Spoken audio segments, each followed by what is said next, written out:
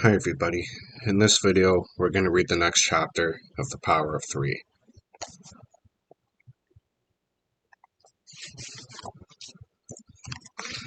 Chapter 11. The Team Rocket balloon floated over the mountains. Jesse and James scanned the countryside, searching for their prey. They were beginning to lose hope. Would they ever track down Team Galactic? James peered through his binoculars. Wall-to-wall rock, and not a pebble more, he reported. And no Team Galactic to even the score, Jesse complained. Meowth was sulking. This is one stinking bore, he whined. Suddenly he spotted something. Wait, he yelled, pointing toward the nearest mountain peak. Check out that rocky floor. Where? What for? Jesse asked. Say, it's Lunchbox Guy, James cried happily. Not long ago, Looker had run into them on a train and given them box lunches when they were hungry. Team Rocket was always hungry. They had called him Lunchbox Guy ever since. They brought the balloon in for a landing. Lunchbox Guy! They shrieked together. Shh, Looker urged them. He was hiding behind a giant boulder, spying on Team Galactic. Excuse me, my code name is Looker.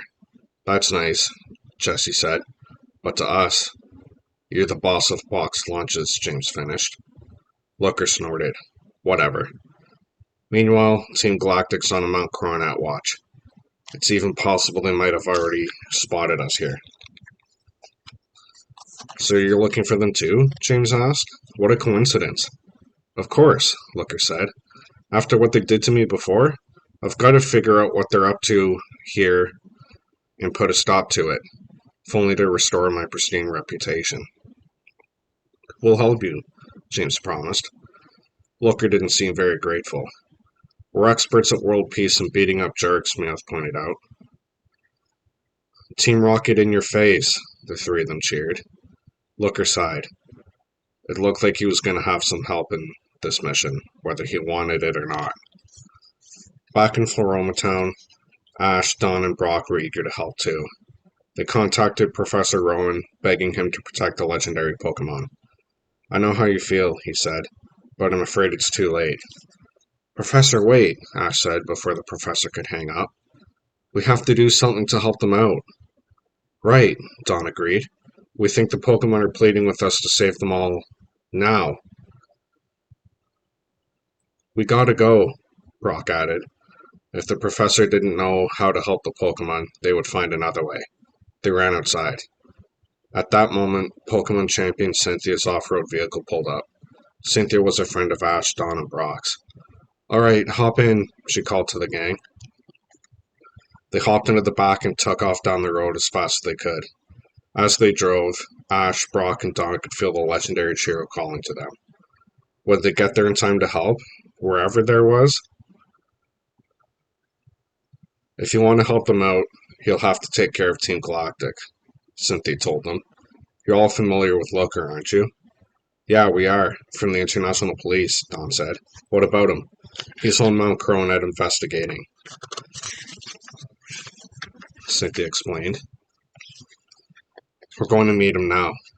As they drove, they contacted Professor Rowan for an update. I've asked Officer Jenny to check on the status of the entire area, he reported. Do you have any idea where Team Galactic might have gone, Professor? Dawn asked. No, he admitted, but I'll be sure to pass along any information as it becomes available.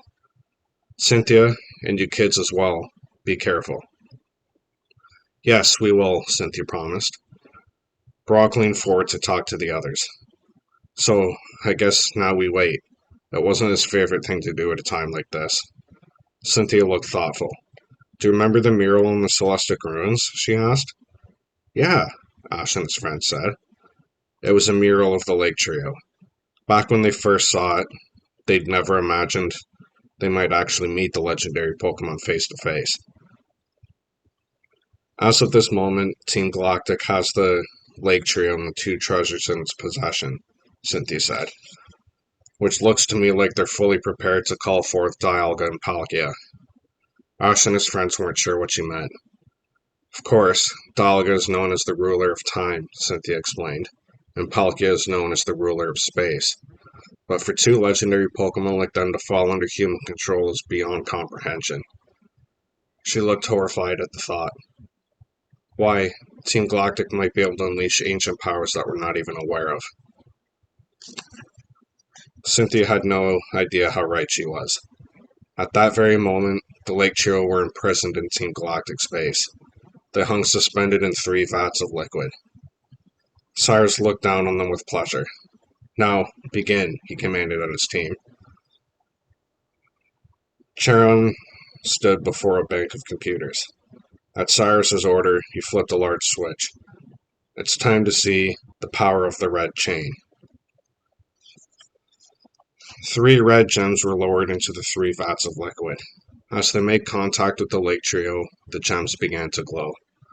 Slowly, they merged with the gems in the legendary Pokemon's foreheads.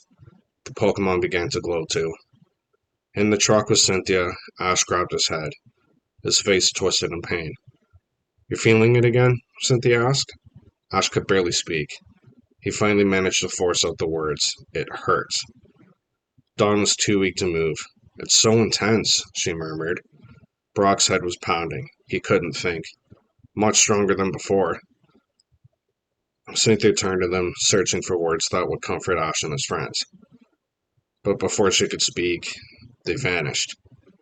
The vehicle skidded to a stop. Cynthia gaped at the empty seats. "It can't be. They've been summoned."